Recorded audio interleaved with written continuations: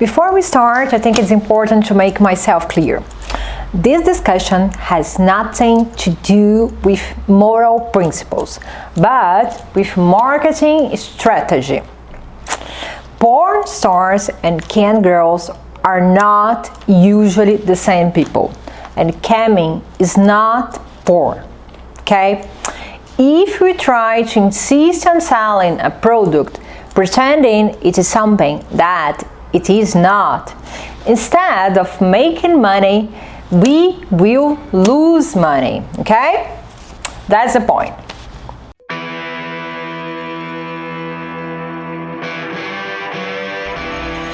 Business leaders are asking premium cam girls who have specific skills to develop ones that aren't natural for them. And things are not that simple when we are dealing with people. You probably don't want to listen to me talking about human behavior, but what about if I tell you that both of your earnings could increase if you allow them to act in the way they are comfortable? It's clear to me that our industry regards cam girls exactly as porn stars, and that is the main reason we are losing money every day. But there's a reason for the leaders to make this relation. In order to understand this, we need to go back in time and talk about the camming history. Back in 90s, internet connection relied on telephone lines and was limited to 56 kilobytes per second. This meant that you could basically see pictures in websites. These JPEGs and GIFs were the kickstart of internet porn, and it was made up of mostly paid content. At the turn of the millennium, internet connections became more reliable and the traffic capacity could support the consumption of videos. This is when camming really takes off. The understanding was that they were selling porn to poor consumers. This is the old camming perspective. It made sense until most porn became free. Currently, all cam sites are trying to compete with free porn without noticing they are fighting a lost battle. Why does my research say it's a lost battle? Everyone's different, but most porn traffic is about instant action, no desire for interaction and quick satisfaction. Am I right? Let's look in this.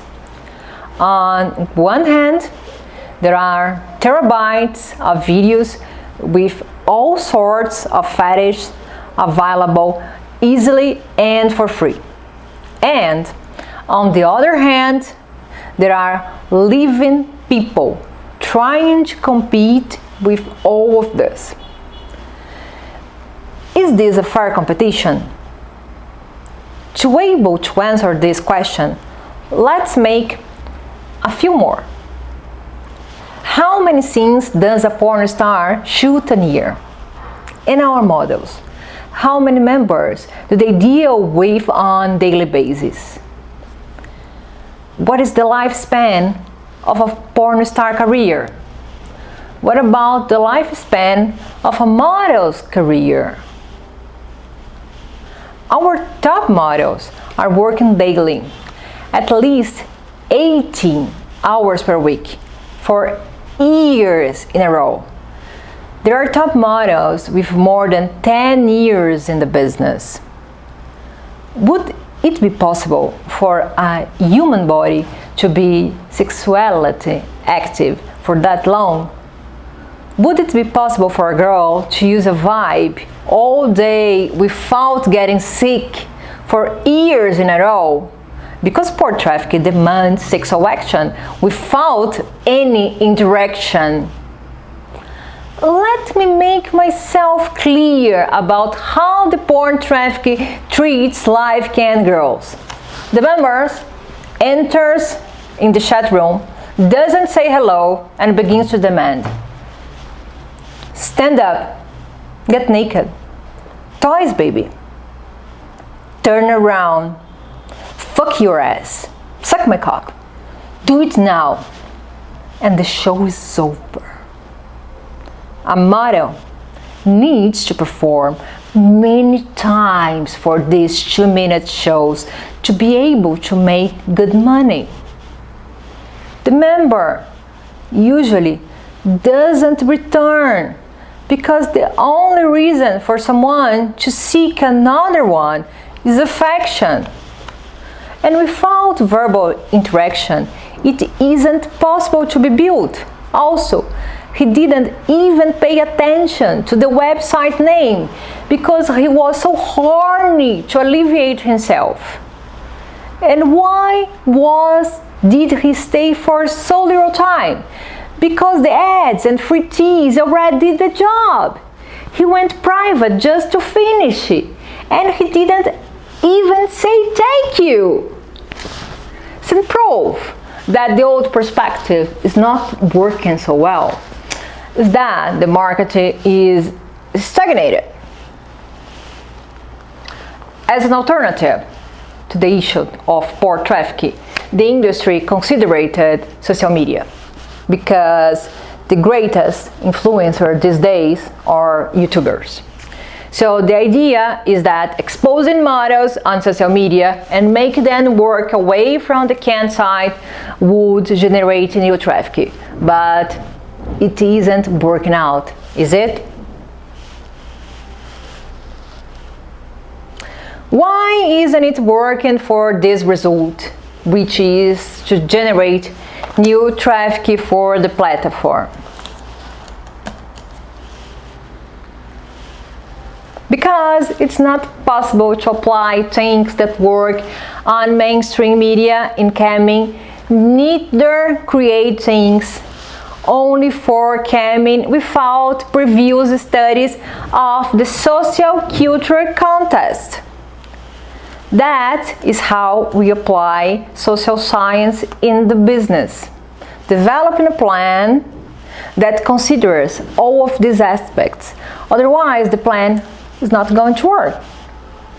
Social media is about interaction and engagement. But models and members use stage names because both are individuals that belong in a conservative society, which is judging both sides.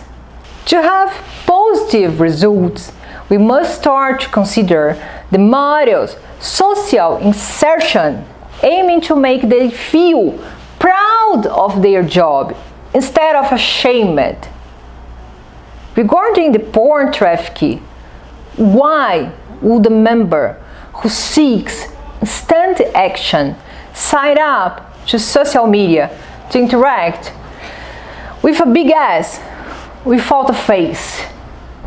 If you are looking for trafficking and engagement, this won't happen if you keep reducing them to body parts of quick sexual satisfaction.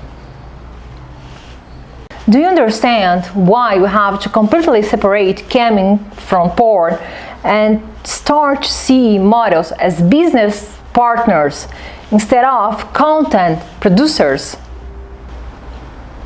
If I haven't made myself clear enough, I will keep trying to convince you a bit more on the next video. After all, giving up is not an option to me.